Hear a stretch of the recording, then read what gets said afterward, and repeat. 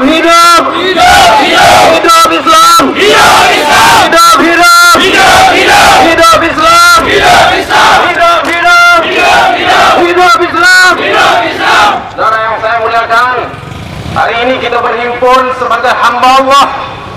Kita berhimpun sebagai hamba Allah yang mencintai Allah melebihi segala-galanya.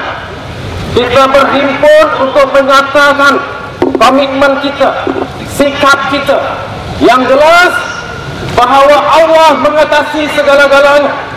Kita berhimpun untuk mempertahankan agama Allah. Kita bukan jenis manusia yang sanggup menggadaikan agama Allah untuk kepentingan kepangkatan, untuk kepentingan kedudukan, untuk kepentingan undi. Kita bukan jenis manusia yang mengucap asyhadu an la ilaha illallah wa asyhadu anna Muhammadar Rasulullah, tetapi mereka punya ilah-ilah yang lain. Ilah mereka bukan Allah. Ilah mereka adalah jawatan menteri besar. Ilah mereka adalah jawab undi. Ilah mereka adalah kedudukan mereka. Jelaskan bahawa ilah kita adalah Allah dan kita rela mati untuk mempertahankan. Cara yang saya kasih sekalian, kita ingin mengatakan kita tidak ada masalah dengan mana-mana menteri besar. Kita tidak ada masalah dengan mana-mana menteri besar daripada mana-mana parti sekalipun. Tetapi kita ada masalah dengan mana pun menteri besar, dari mana pun parti mereka, sekiranya mereka menjadi menteri besar dan sanggup menggadaikan Islam dan Allah hanya karena untuk mempertahankan kedudukan mereka. Ini kita ingin jelaskan. Kita juga ingin menyatakan kita tidak ada masalah dengan mana-mana ahli parlimen. Kita tak ada masalah dengan mana-mana ahli politik, datang daripada mana parti sekalipun. Tetapi kita ada masalah dengan ahli parlimen, khususnya ahli parlimen Salam ini, sekiranya dia menggadaikan Islam hanya untuk kekal berkuasa, hanya untuk mendapatkan undi. Saya kasih sekalian, saya juga ingin mengatakan, kami juga ingin mengatakan, kita tidak ada masalah dengan orang bukan Islam. Selagi mana mereka menghormati kita, selagi mana mereka menghormati agama kita, kita tak ada masalah.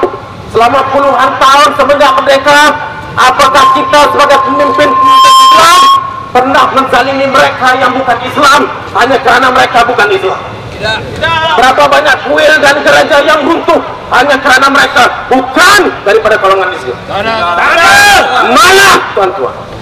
Ada sedikit peristiwa, beberapa kerat di kalangan kita karena emosinya mereka membakar gereja. Kita ambil tindakan walaupun mereka di tangan kita. Kita ambil tindakan untuk apa? Untuk mempertahankan, menjaga kemurnian agama dan gereja. Kita biarkan. Daripada 10 orang terkaya di Malaysia ini, 10 orang paling kaya di Malaysia ini, 9 adalah orang bukan Islam. Hanya 1 saja orang Islam. Apakah itu makna kezaliman? Apakah itu makna orang Islam zalim kepada orang bukan Islam? Apakah itu makna kita biarkan pada mereka? Mana tunjukkan kepada kita? Mana negara dalam masul yang makmur yang hebat ini kita sanggup membiarkan 9 daripada 10 orang paling kaya dalam negara ini orang bukan Islam? Apakah kita pernah berdemonstrasi, protes, mati hamun mereka karena mereka kaya dan karena mereka bukan Islam? Tidak. Kita biarkan.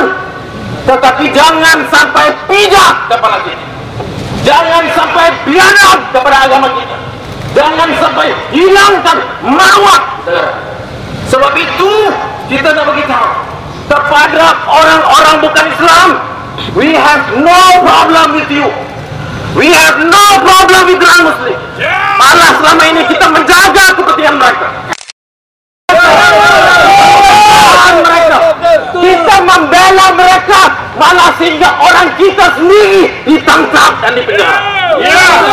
Kita mempertahankan mereka. Tetapi we also want to let it know here, we have big problem. Kita ada masalah besar dengan orang-orang Islam yang kurang ajar kepada kita. Kita ada masalah besar dengan orang-orang bukan Islam yang biadab kepada agama kita. kita ada orang-orang, kita ada masalah besar dengan orang-orang bukan Islam yang kacau orang-orang Islam dan tarik mereka untuk keluar daripada Islam, untuk murtad. We have big problem. Kita ada masalah dengan mereka. Apatah lagi kalau mereka pemimpin besar, kalau mereka esko kerajaan, Ronnie Liu, Terence Hancock, Xavier, Elizabeth Wong, dengar baik-baik. We have big problem with you. You better stop before we will go.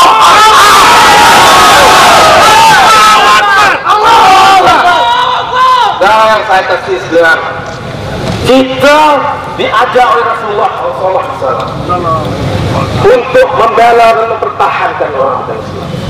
Selagi mana mereka sanggup, mereka sedia untuk menghormati kita, menghormati kepemimpinan kita. Tetapi dalam masa yang sama, Rasulullah SAW juga mengajar kita, kepada mereka yang kurang ajar, kepada mereka yang biadab, kepada kepimpinannya, kepada Islam, kepada Tuhannya Allah SWT, kepada agamanya Islam, kepada kitabnya Al-Quranul Karim, tidak ada pilihan lain melainkan perang terhadap Islam. Sebab itu kita ingin nakal di sini. Kita akan lancarkan perang habis-habisan demi untuk mempertahankan akidah mereka.